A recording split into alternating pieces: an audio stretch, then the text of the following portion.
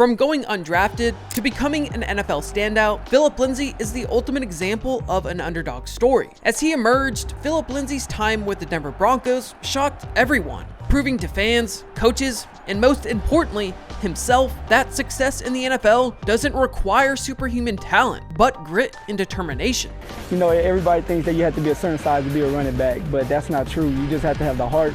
Although his career exceeded expectations, he seemed to fade from the spotlight. Curious about his journey, I dug deeper and discovered how fascinating his story is. So to understand what happened to Lindsay and where he is now, we need to go back to his high school days. Lindsay, like his father Troy, played running back at South High School, a public school on the south side of Denver. Lindsay elected to wear the same jersey number as his father, number 22, and he also adopted his father's toughness as an exceptional multi-sport athlete, playing football, basketball, and running track. He could even dunk the basketball at just 5'9" and ran the 100 meters in 10.9 seconds. Many people believed that Phillip Lindsay's starting role as a freshman on the team was only due to his uncle, Tony Lindsay, who was the head coach. However, it quickly became clear that Phillip was the best player on the team. With unmatched work ethic, unbelievable talent, and a family line of college athletes, Phillip Lindsay emerged as one of Colorado's top running backs, earning a 3-star rating and ranked as the number 4 running back in Colorado. Being a top recruit, you would expect to have a handful of Division I offers, but this wasn't the case for Lindsay. Only a few schools showed genuine interest, 2 of which actually offered him: Utah and Colorado. This was surprising, considering he chased and beat his father's district rushing record set in 1979 with 440 career yards. Already proven to be a great athlete, albeit undersized, why does a top recruit only receive a few Division I offers? Unfortunately, after beating his dad's record, he would battle through one of the worst injuries in all of sports: a torn ACL, bringing an end to his high school career just after his junior season. It's sad to see Lindsay face an obstacle like this so early on, but again, the path to success is rarely smooth. While it's unclear how much his injury impacted his recruitment, Colorado's new head coach, Mike McIntyre, honored the school's scholarship offered despite a 1-11 season under John Embry. And I think it's a phenomenal athlete, Phillip Lindsay. I was like, now coach, you do know I have a knee injury. He said, yeah. You're gonna get that knee well though. You're gonna have time, you know, we're gonna get you set. You know, just know that we want you. I said, coach, you ain't gotta say no more, I'm coming.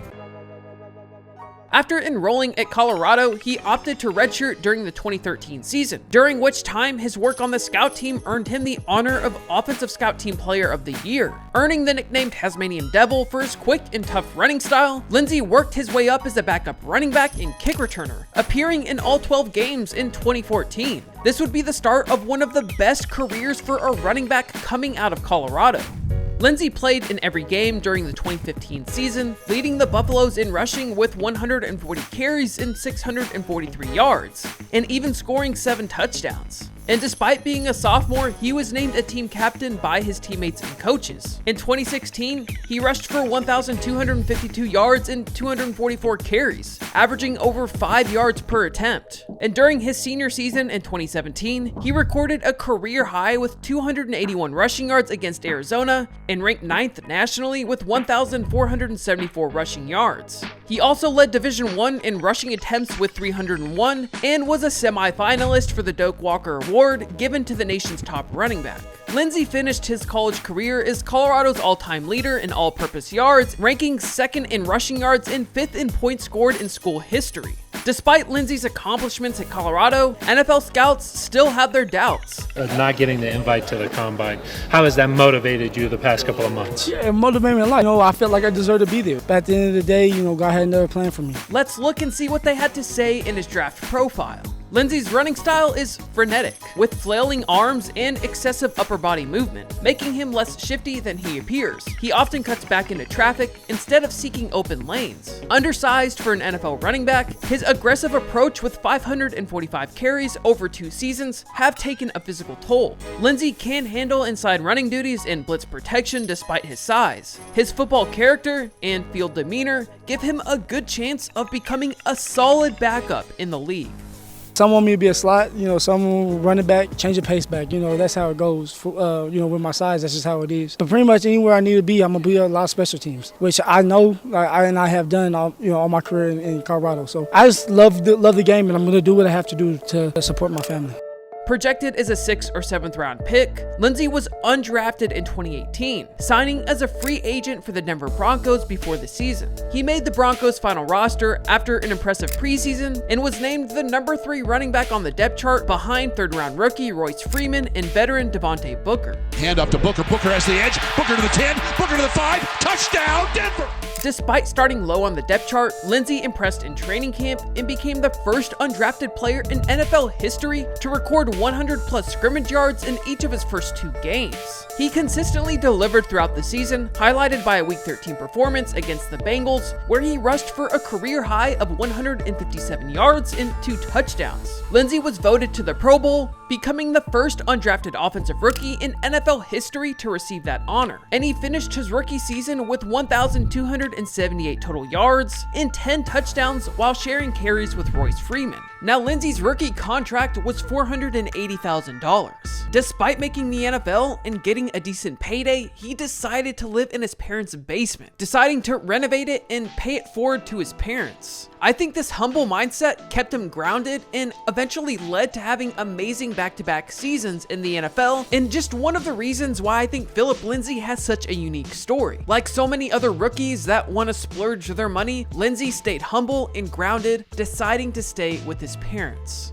Lindsay showed no signs of slowing down the following season in 2019. Lindsay surpassed 1,000 yards once again to become the first undrafted player in league history to do this in his first 2 seasons. As a fan favorite who rose from an undrafted free agent to a star running back, Lindsay earned the honor of wearing Terrell Davis's iconic jersey number. A former 6th round pick who started as the Broncos' 6th round string RB respected Lindsay as the perfect athlete to carry on the legacy of the number, despite some people questioning whether Lindsay has the right to wear that number.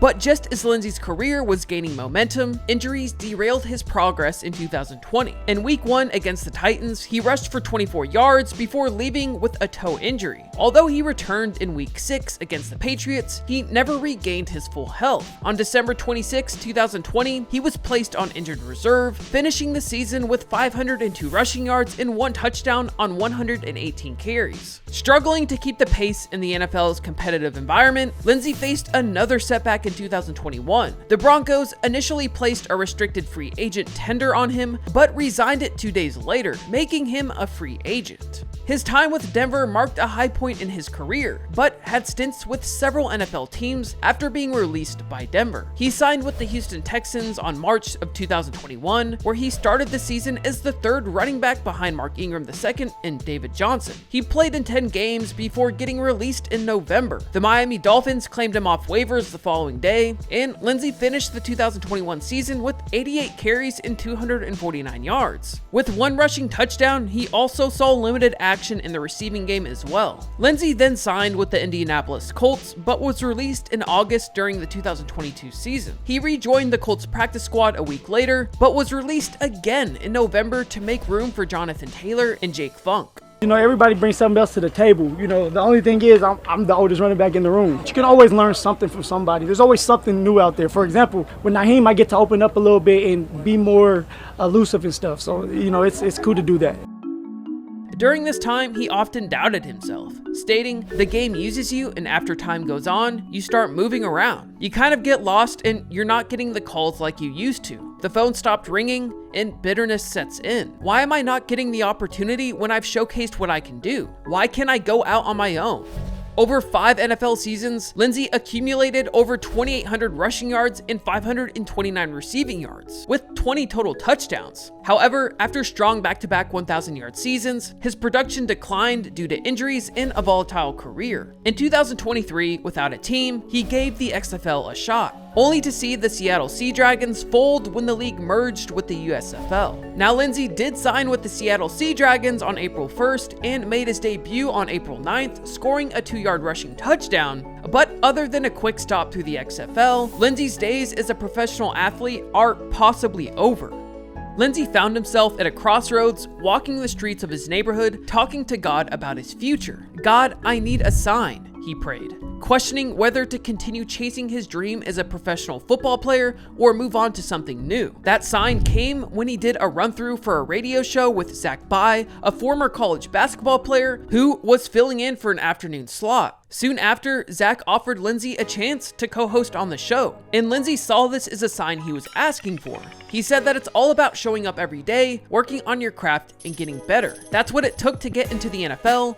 It's the same in radio. You're not physically beaten up, but mentally, it's intense. Early on, when the duo would host their show on location, Zach would feel anxious, wondering if people were going to show up. Not only would they show up, but shows done remotely often included lines of fans hopeful for an autograph or selfie with Lindsay. Now a year into his role on the radio show, Lindsay is transitioning from a football star to a radio star. Zach believes Lindsay has the potential to be a prominent radio personality for the long haul. He stated that he's got the opportunity to be known as a radio personality who used to play football rather than a former player doing radio. And for Lindsay, this is more than just a job. And I quote, "I want our station to be number one. Together, we bring something to the Denver area like nobody else." Philip Lindsay embodies the spirit of Denver. A Denver South High School standout, record breaker at the University of Colorado, and a Pro Bowler with the Broncos. Lindsay's energy and enthusiasm blend perfectly with Zach's passion, creating the city's must-listen show weekdays from 2 to 6 p.m. That's where Philip Lindsay is now. A former NFL player, now making strides as a co-host for one of the biggest radio shows in his home state, Colorado.